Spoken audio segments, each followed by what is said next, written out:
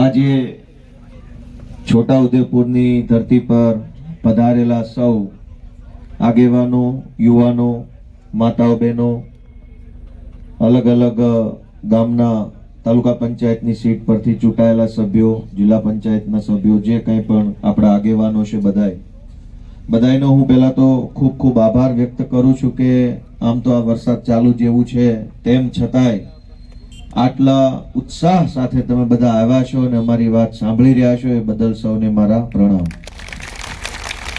છોટાઉદેપુર જિલ્લામાં અમારા ઝાંસીની રાણી જેવા બેન છે, રાધિકાબેન રાઠવા.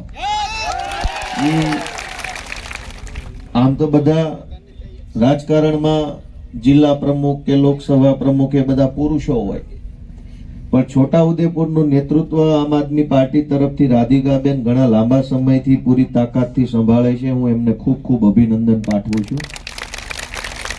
અને એવા મંચ ઉપર બેઠેલા આપણા યુવરાજસિંહભાઈ, મનોજભાઈ, નિરંજનભાઈ વસાવા, દિલ્હીથી ખાસ પધારેલા દિનેશભાઈ, અને હમણાં જ જેણે આમ આદમી પાર્ટીમાં જોડાયા અહીંથી એવા અલગ અલગ આગેવાનશ્રીઓ, મને બધાના નામ ખ્યાલ નથી, પણ જે કાંઈ જોડાયા છે બધા મિત્રોનું સ્વાગત કરું છું. અને આમ તો આ છોટાઉદેપુરથી લઈ અને પંચમહાલ આખા જિલ્લાની અંદર જેમણે આપણને મજબૂત બનાવવા માટે થઈ આપણી પાર્ટીમાં હમણાં જોડાયા એવા રામચંદ્રભાઈ બારિયા, એનોય હું તો વિશેષ આભાર માનું છું, કેમ કે એ પણ ખૂબ શક્તિશાળી વ્યક્તિ છે. ખૂબ સમાજમાં અને હાલોલ વિસ્તારમાં ખૂબ એમનું વર્ચસ્વ છે, અને એ પણ હમણાં ભાજપમાંથી આપણી સાથે જોડાય અને આપણે હાથ મજબૂત કરવાનું કામ કર્યું ચૈતરભાઈ. તો એકથી એક એવા મજબૂત માણસો ચૈતરભાઈના નેતૃત્વમાં આમ આદમી પાર્ટી સાથે જોડાય અને ગુજરાતના લોકોનું ભલું થાય એવું કામ કરી રહ્યા છે. આ જે કોઈ લોકો હમણાં જોડાયા, રામચંદ્રભાઈ જોડાયા, બીજા જોડાયા, બધા જોડાયા, શું કામ જોડાયા? ટેન્ડર લેવા માટે? ના ભાઈ ના. અહીં ક્યાં સરકાર છે? આ ગ્રાન્ટ લેવા માટે જોડાયા? ના ભાઈ ના. કોન્ટ્રાક્ટ લેવા માટે? ના ભાઈ ના. પૈસા ખાવા માટે? ના ભાઈ ના. આ તો વિરોધ પક્ષ છે, આ તો પોલીસ દંડાક મારી જાય છે. આ બધાય લોકો ચૈતરભાઈના નેતૃત્વમાં આમ આદમી પાર્ટી સાથે શું કામ જોડાયા? ગુજરાતની જનતાનું ભલું કરવા માટે આમ આદમી પાર્ટી સાથે જોડાયા. પૈસા ખાવા હોય, ગ્રાન્ટ જોતી હોય, ટેન્ડર જોતા હોય, કોન્ટ્રાક્ટ જોતા હોય, બંગલા ગાડી જોતું હોય તો ક્યાં જોડાવાય? ભાજપમાં જોડાવાય. પણ જે ભાજપ છોડી અને આપમાં જોડાય તો સમજી લેવાનું કે આ ગુજરાતના છેવાડાના માણસોનું કંઈક સારું કરવા માટે આવ્યા છે. અને ચૈતરભાઈના નેતૃત્વમાં હજારો લોકો અહીંયા આમ આદમી પાર્ટીમાં જોડાઈ રહ્યા છે. એનાથી ભાજપને ગમ્યું નહીં કે આમને આમ ચૈતરભાઈની પાછળ લોકો જોડાતા જાય તો ભાજપ વાળાની શું હાલત થાય, એટલે ડરીને ચૈતર વસાવાને જેલમાં પુરાવાનું કામ કર્યું છે. તમે વિચારો કે કેટલાય વર્ષો પછી એક તો એવો નેતા મળ્યો કે જે આપણી વાત રોજ બોલે. એની પાર્ટીની વાતો કરનારા નેતા તો જથ્થાબંધ છે. રોજ જાગી મોદી મોદી દાંતણ કર્યા વગર ચોંટે છે. પોતાનું તે મન કી બાત ને ધન કી બાત ને ધન કી બાત ને આવું બધું ઠોક ઠોક કરે. પણ તમે સમજો કે રોજ સવાર પડે અને ગુજરાતના આદિવાસી સમાજના છેવાડાના માણસની ચિંતા કરતું વક્તવ્ય આપે એવો એકમાત્ર માણસ હોય તો એ ચૈતરભાઈ વસાવા છે. પાર્ટીનું કામ તો એ કરે છે, હું કરું છું, અમે બધાય કરીએ. પાર્ટીનું કામ તો કરવાનું જ, પણ સમાજનું કામ એ જ તો પાર્ટીનું કામ છે. માત્ર પાર્ટીનું કામ નહીં, જનતાનું કામ, માણસનું કામ, લોકોનું કામ, એ જ તો પાર્ટીનું કામ. આદિવાસી સમાજના અનેક મુદ્દાઓ વર્ષોથી દબાઈ ગયા હતા.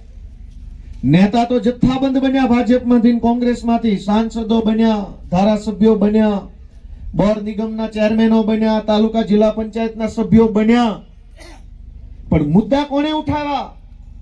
એકમાત્ર વ્યક્તિનું નામ જો આવે તો એ ચૈતરભાઈ વસાવાનું નામ આવે કે એને મુદ્દા ઉઠાવ્યા.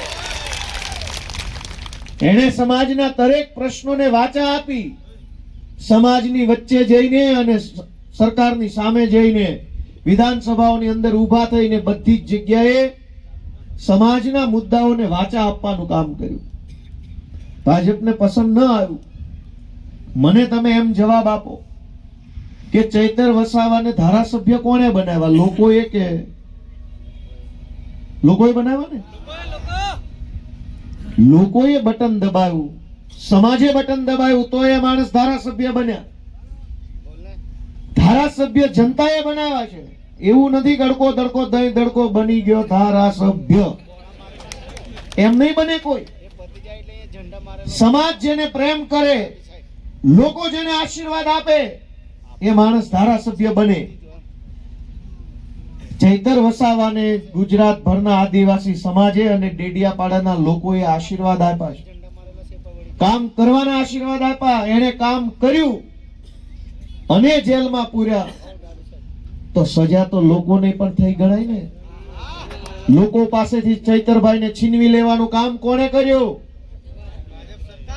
માંડ આપણને એક સારો નેતા મળ્યો, છીનવી લીધો સજા. અને સજાની મજા પણ જો કે આ ભાજપ વાળા ખુલ્લેઆમ ટીવીમાં એમ બોલે છે કે ચૈતર વસાવા ભાજપમાં જોડાઈ જાય તો હમણાં બહાર આવી જાય.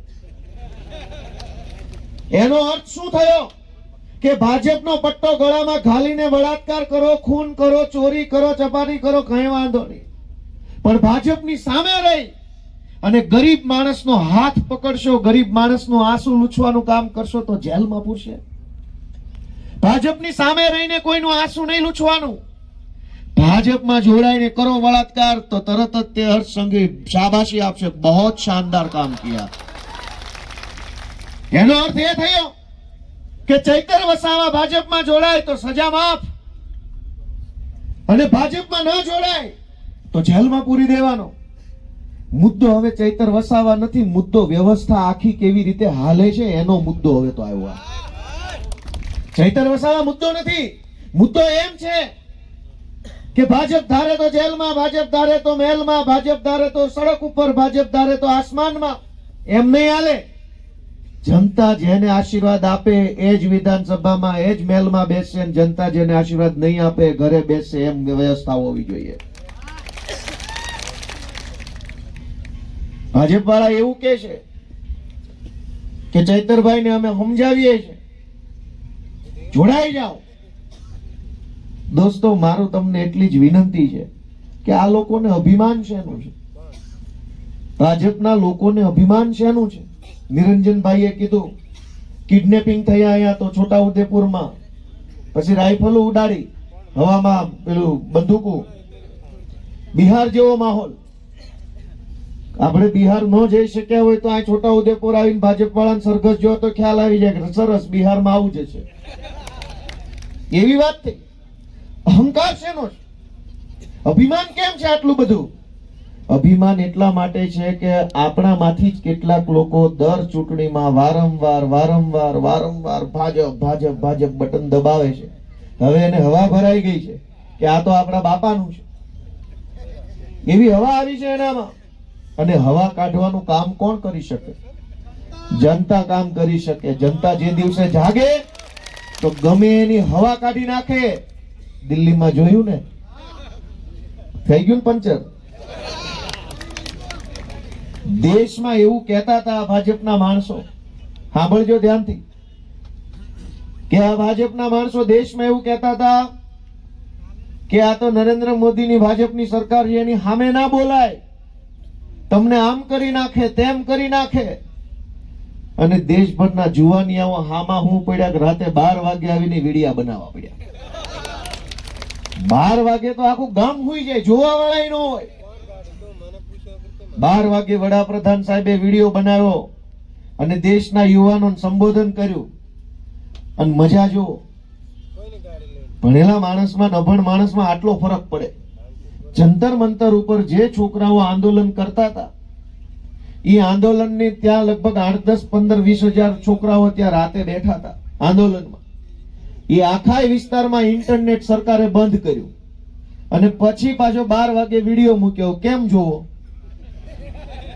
તમે જે વિદ્યાર્થીઓને સંબોધન કરો છો, વિડીયો બનાવીને આંદોલન કરતા જે વિદ્યાર્થીઓ સુધી તમારી વાત પહોંચાડવા માંગો છો, ઈ છોકરા જ્યાં બેઠા ત્યાં ઇન્ટરનેટ નથી, આ બાજુ ભાષણ ચાલુ છે. કોણ આને સમજાવે? થોડુંક ભણવા ગણવાનું રાખો તો ખબર પડે કે તમે વિડીયો બનાવો, જોવા વાળા બેઠા ને ઇન્ટરનેટ નથી, શું કરવાનું?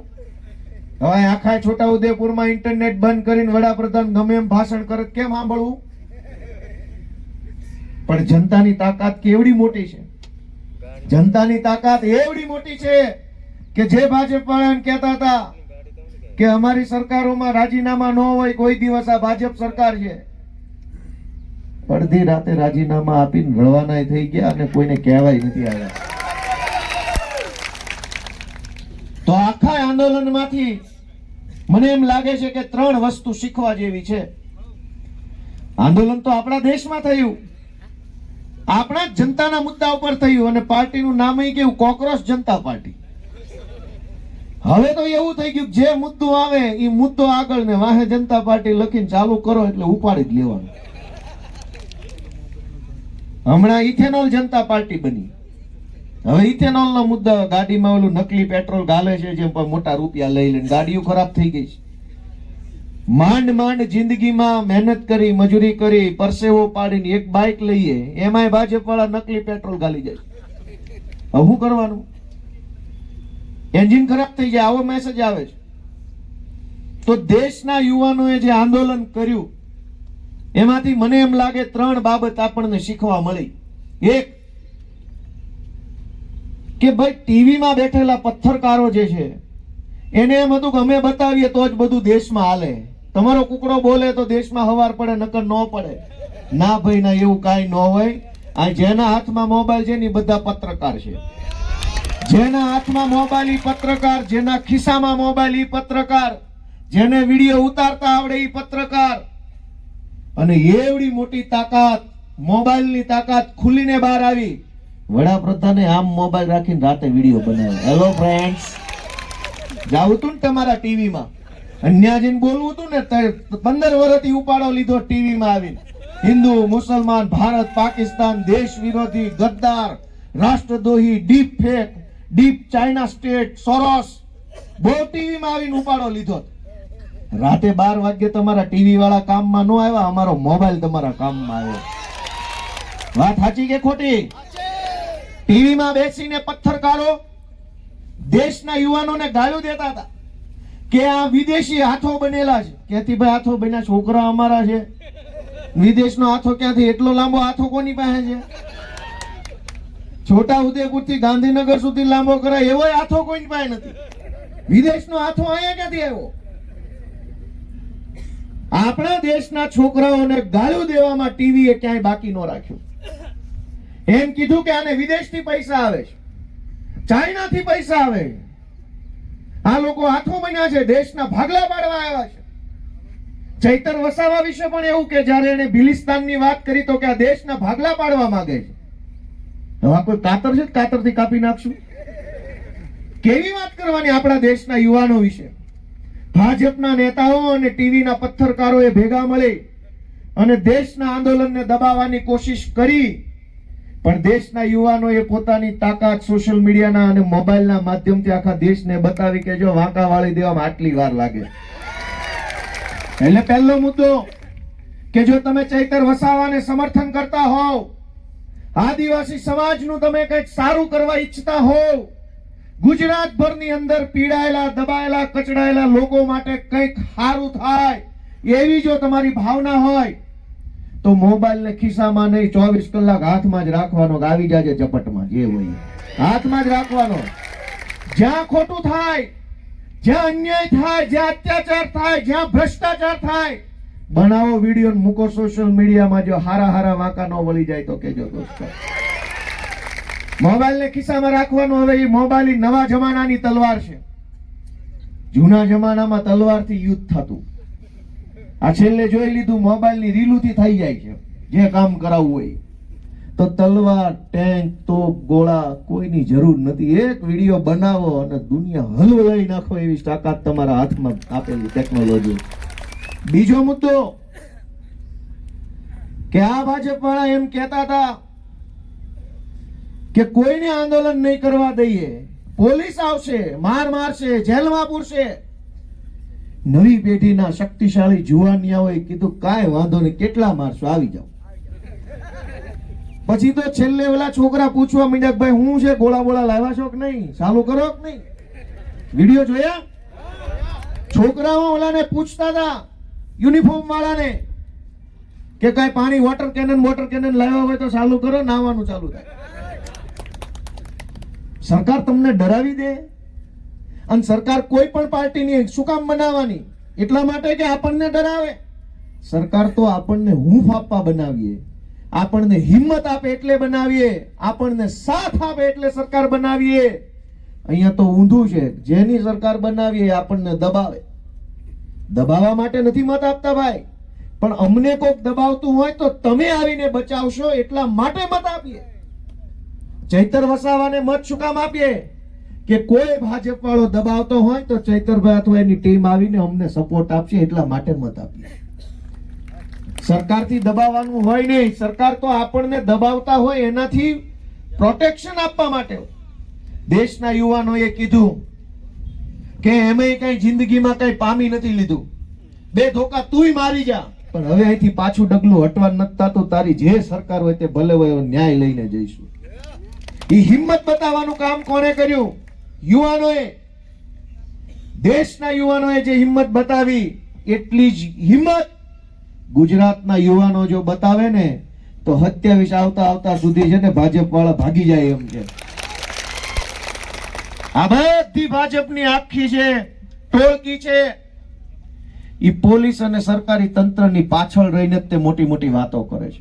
એકેય નેતામાં હિંમત નથી કે મામલતદાર, કલેક્ટર, પ્રાંત, ટીડીઓ, પીએસઆઈ ની પાછળ છુપાઈને આગળ આવીને વાત કરે, સરકારી તંત્રના નામે દબાવે. ભાઈ મરદના ફાડિયા હોય તો સીધે સીધા આવો, અમે બેઠા છીએ અહીંયા, જે કઈ હશે એ ચર્ચા કરીએ. આ તો લોકોને ડરાવવા માટે મામલતદારોના ઉપયોગ કરે, પ્રાંતનો ઉપયોગ કરે, કલેક્ટરનો ઉપયોગ કરે. તમે કંઈક બોલો તો કે તારી પાણીની લાઈન બંધ કરાવી દઉં, તારું બીપીએલ નું કાર્ડ બંધ કરાવી દો. અરે ભાઈ, તમારા મા બાપે જો તમને કઈક સારા કામ કરવા પેદા કર્યા હોય તો બંધ ન કરાવાય. કોકનું બંધ હોય એનું ચાલુ કરાવો. બંધ કરાવવા વાળા તો ઘણાય મળી રહે. તમને તમારા મા બાપે જો સારા કામ કરવા પેદા કર્યા હોય તો કોકનું પાણીનું કનેક્શન બંધ થઈ ગયું હોય તમે આવીને ચાલુ કરાવો. કોકનું કૂપન બંધ થઈ ગયું હોય ચાલુ કરાવી દો. કોકને વિધવા સહાય ન મળતી હોય તો એમ કેવું જોઈએ કે મૂછાળો મરદ બેઠો છે, હાલો ચાલુ કરાવી દો. એના બદલે ભાજપની ટોળકી 12 માસ જનતાને દબાવે. તારું આ બંધ કરાવી દો, તારું તે બંધ કરાવી દો, તારું ઓલું. ભાઈ બંધ તો હવે તમારી આખી દુકાન જ અમે કરવાના છે. 27 ની ચૂંટણી આવવા દો, તમારું આખું ગોડાઉન જ બંધ. જોઈએ જ નહીં એકેય ભાજપ વાળો. દોસ્તો, બીજી સબક કે ડરવાનું નથી. અને જે નથી ડરતા એની વાત સાંભળવામાં આવે છે. દિલ્હીના જુવાનિયાઓ ડર્યા નહીં. પેલેટ ગન મારવામાં આવી, છરા નીકળે, એમાંથી હજારો છરા નીકળે ને શરીરમાં ગમે ત્યાં ઘૂસી જાય. પેલેટ ગનનું સંશોધન ભારતની બોર્ડર ઉપર પાકિસ્તાનના આતંકવાદીઓને મારવા માટે થયેલું. કે હજારો આતંકવાદી આવે તો સિંગલ ગોળી કોકને વાગે, કોકને ન વાગે. પેલેટ ગન એટલે એક બંદૂકમાંથી એક ગોળી છોડો એટલે 1000 છરાઓ ઉડે. આમ ચારો તરફ 1000 છરા તો ગમે એને વાગી જાય. આતંકવાદીઓને મારવા માટે પેલેટ ગન બનાવેલી. એ પેલેટ ગનનો ઉપયોગ આપણા દેશના બાળકોને ગોળીઓ મારવામાં થયો. અનેક છોકરાઓને પેલેટ ગનના છરા લાગ્યા. એક છોકરાની આંખ વહી ગઈ આજીવન માટે, હવે એક આંખ વાળો થઈ ગયો. છતાંય છોકરાઓ ડર્યા નહીં કે તમારા ભાજપના રાજમાં પેપર લીક થાય, ટાઈમે પરીક્ષા આવે નહીં, નોકરો મળે નહીં, ભણવાના ઠેકાણા નહીં. એના કરતા તો ગોળીઓ મારી દો, વાત થાય પૂરી. પણ હવે પાછું ન જાય. તો અહીંયા આપણને ક્યાં ભાજપ વાળા મહેલો બનાવી દીધા છે ને આપણે ઝરૂખે બેસીને વરસાદ માણીએ છીએ. અહીંયા એ જ જીવન છે. શાળામાં શિક્ષણના ઠેકાણા નહીં, દવાખાનામાં ડોક્ટરના ઠેકાણા નહીં, ડેપોમાં જાવ તો બસની વાત કરવાની નહીં, ઓફિસોમાં સાહેબો નહીં, પોલીસ સ્ટેશનમાં કોઈ સાંભળે નહીં. ફેસબુક પર પોસ્ટ લખો તો ભાજપ વાળા કે ઘરે આવીને મારી જાવ. એના કરતા એક વખત છાતી કાઢીને બોલી લેવું છે કે હવે તારાથી જે થાય કરી લે, બાકી પાછું પગલું ભરવાનું નથી થતું. હવે એટલી હિંમત આપણે બધાએ બતાવવી પડશે. અને છેલ્લી વાત આપણા છોકરાઓએ આંદોલન કર્યું, એમાંથી દેશને શું શીખવા મળે? કે બોલશો નહીં ત્યાં સુધી કાંઈ થવાનું નથી.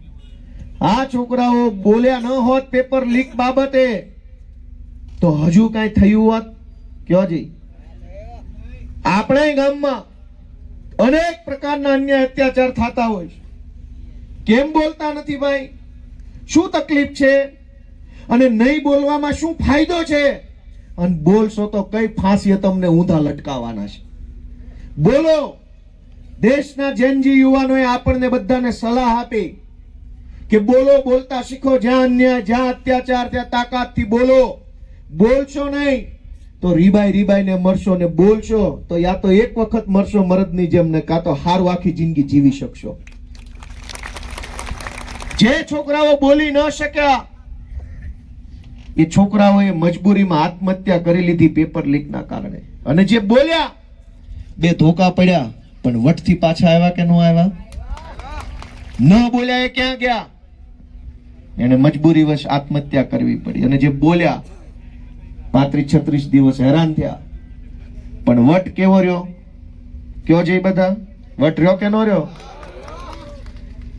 એટલે મારી તમને સલાહ છે કે બોલો, શરમાવ નહીં, ડરો નહીં, અને બોલશો નહીં તો ક્યારેય કાંઈ થવાનું નથી. 5-5 પેઢીઓ બોલ્યા વગર વહી ગઈ. આપણા બાપ દાદા સહન કરતા હતા, ને આપણે સહન કરીએ, ને છોકરાએ સહન કરે, પણ તો પેદા જ શું કામ થવું છે?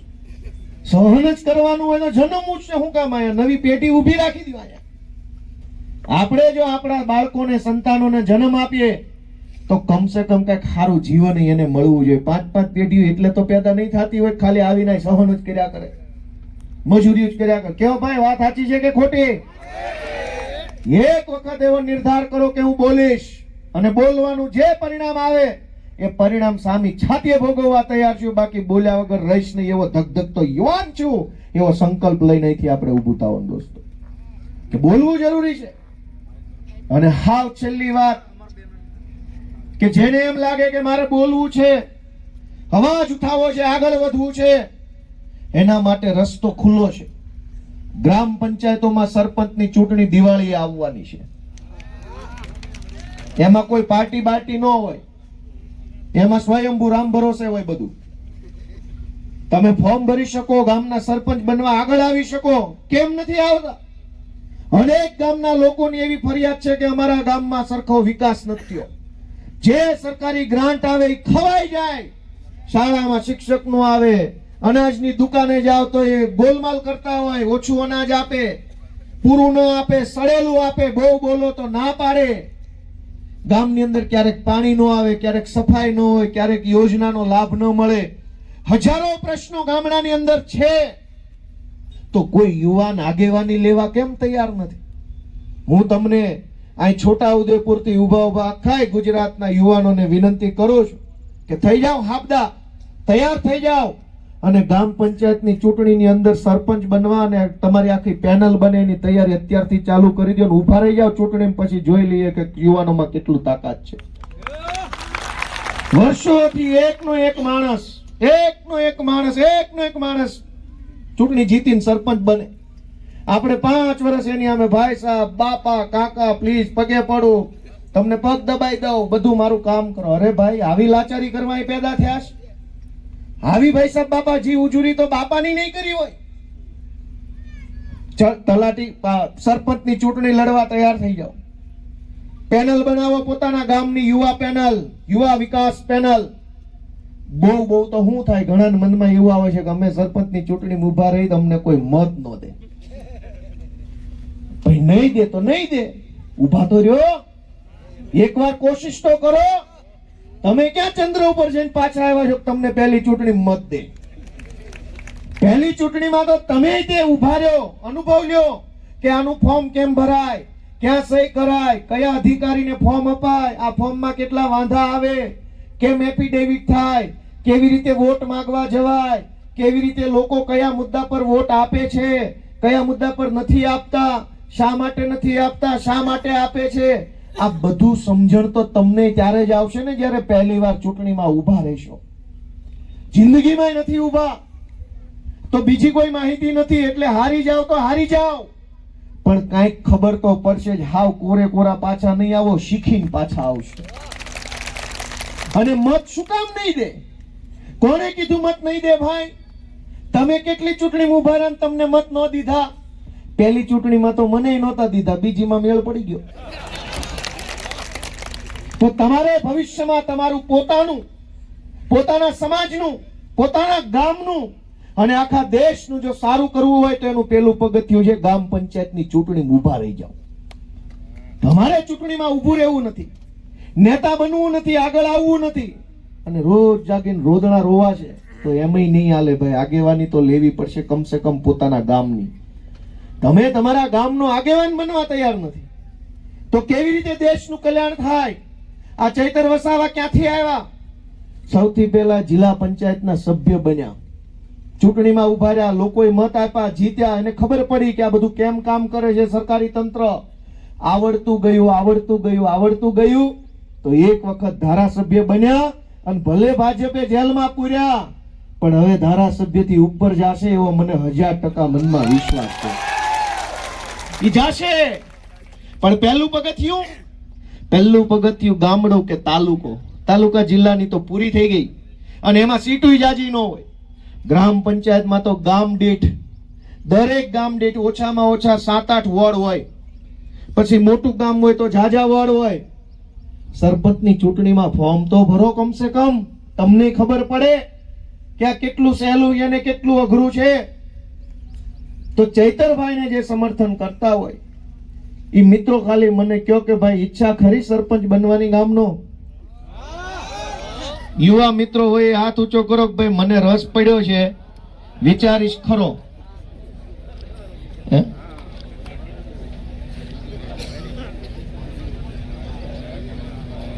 એટલે આજે આપ સૌ બધા આવ્યા, હું બધાનો આભાર વ્યક્ત કરું છું. અને અહીંથી આપણે બધાએ ચાલતા કલેક્ટર ઓફિસ જવાનું છે. ચૈતરભાઈ વસાવાના સમર્થનમાં હજારો લોકોએ સહીઓ કરી છે કે હું ચૈતરભાઈના સમર્થનમાં છું. એ સહીનું પોટલું આખું કલેક્ટર સાહેબને આપવા જવાનું છે અને એને કહેવાનું છે કે તમે આ અમારી વાત, રજૂઆત, લોકોની લાગણી ઉપર સુધી પહોંચાડો અને ચૈતરભાઈને જેલ મુક્ત કરો. આપણા માટે સારા સમાચાર એ છે કે ચૈતરભાઈની સાથે એમના પત્ની, અન્ય ખેડૂતોના પત્ની એ બધા જેલમાં હતા, પણ હાલમાં માત્ર ચૈતરભાઈ અને એમની સાથે એમના પીએ અને બીજા 2 મિત્રો જેલમાં છે. બાકી બધાને છોડી મૂકવાનો હાઈકોર્ટે આદેશ આપી દીધો અને બધા છૂટી પણ ગયા છે અને ઘરે આવી ગયા. એટલે ચૈતરભાઈ પણ છૂટવા ના જ છે, કેમ કે સત્ય ચૈતરભાઈના પક્ષે છે, જનતા ચૈતરભાઈની સાથે છે અને આમ આદમી પાર્ટી તો સદાબહાર ચૈતરભાઈની સાથે જ છે. આપ સૌનો હૃદયપૂર્વક ખૂબ ખૂબ આભાર. ભારત માતા કી જય. આદિવાસી.